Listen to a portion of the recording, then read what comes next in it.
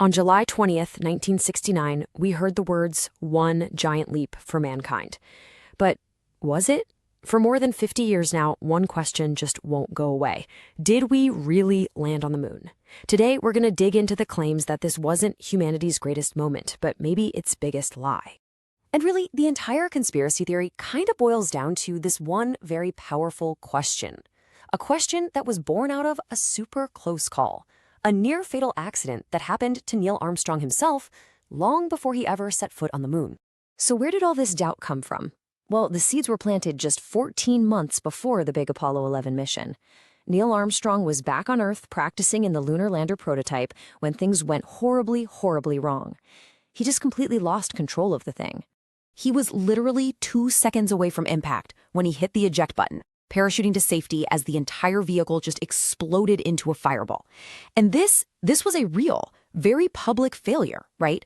It became the cornerstone for all the doubters, raising the exact question you see here. If the best pilot in the world couldn't land it on Earth, how in the world did he pull off a perfect landing on the moon? Okay, so to really get the why behind this whole conspiracy, the motive, we have to jump back in time to the political climate of the 60s. This wasn't just about science, not at all. It was about the Cold War and the insane rivalry of the space race between the USA and the Soviet Union. Just look at the timeline here. For a while, the Soviet Union was totally dominating.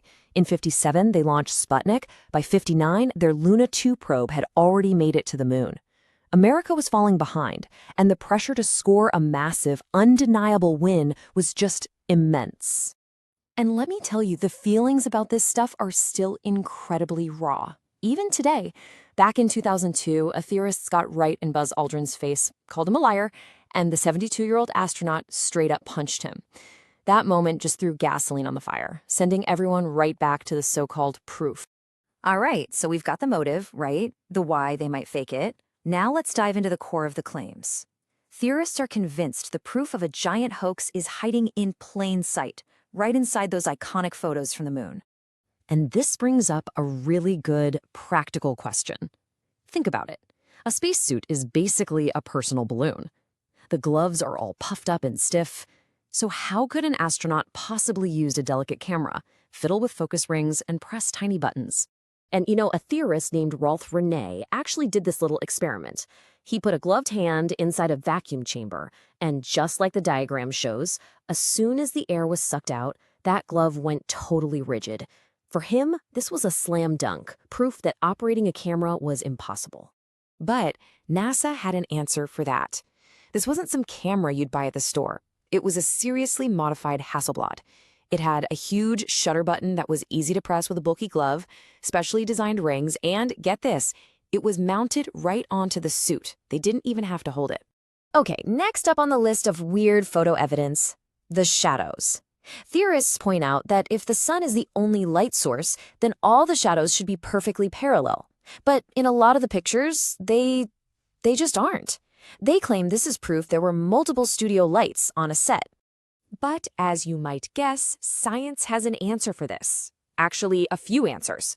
1, the camera's wide-angle lens distorts perspective, making parallel lines look like they're spreading apart.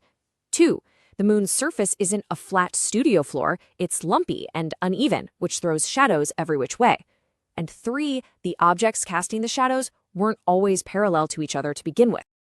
And that brings us to another big lighting puzzle. In this super famous picture, you've got Buzz Aldrin coming down the ladder. He is completely inside the shadow of the lunar lander. So why isn't he just a black silhouette? Why can we see him so perfectly? Theorists say it has to be a second fill light, like you'd use in a photo studio. Well, the scientific explanation is actually pretty cool. It's called lunar surface reflection. Just think about how a bright full moon can light up your entire backyard from like 240,000 miles away. Now imagine being right there. That bright surface acts like a giant natural reflector, bouncing sunlight all over the place and lighting up everything, even things in the shadows. All right, let's hit another classic, the missing stars. You look at any of the moon photos and the sky is just pitch black. But they're in space with no atmosphere. Shouldn't the sky be just packed with brilliant, sparkling stars? The answer here is just basic photography 101. The moon's surface was incredibly bright, and the camera settings had to be adjusted for that bright light. It's just like when you walk out of a dark room into the bright sun, your eyes have to adjust, right? The camera's eye was focused on the bright ground, which means the faint light from distant stars was just too dim to even show up. Okay, so we've talked photos. Now let's get into stuff from the actual footage that seems to, well, defy the laws of physics. Ah, the waving flag. This might be the biggest one of all. It's such a simple but powerful question. How can a flag be waving if there's absolutely no air, no wind, on the moon?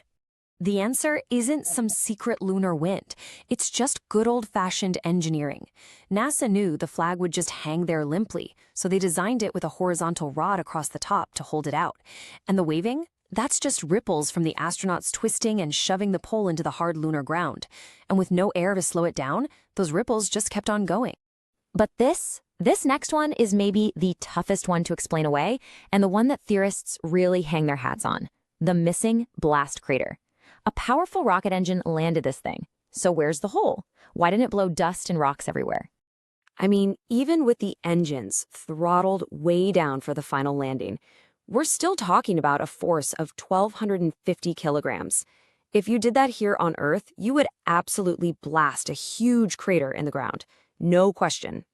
Now, the official line is that the engines were cut just moments before they touched down. But even so, theorists argue that the remaining thrust still should have left a big mark. And honestly, it's a really hard effect to test and replicate here on Earth, because our atmosphere completely changes how the rocket exhaust works. It's this one little bit of uncertainty that keeps the whole debate alive. So when you lay it all out, it's a real tangled web, isn't it? You've got complex physics, you've got photographic principles, you've got the whole Cold War backdrop. For every piece of proof the theorists have, there's a scientific counterargument. And for every counterargument, there are still skeptics. So we've walked through the claims, we've heard the explanations, from the weird shadows and the waving flag to that missing crater. Now, the final verdict. Well, that's up to you. After seeing all the evidence, what do you think really happened back in July of 1969? An elaborate hoax or one of history's greatest achievements?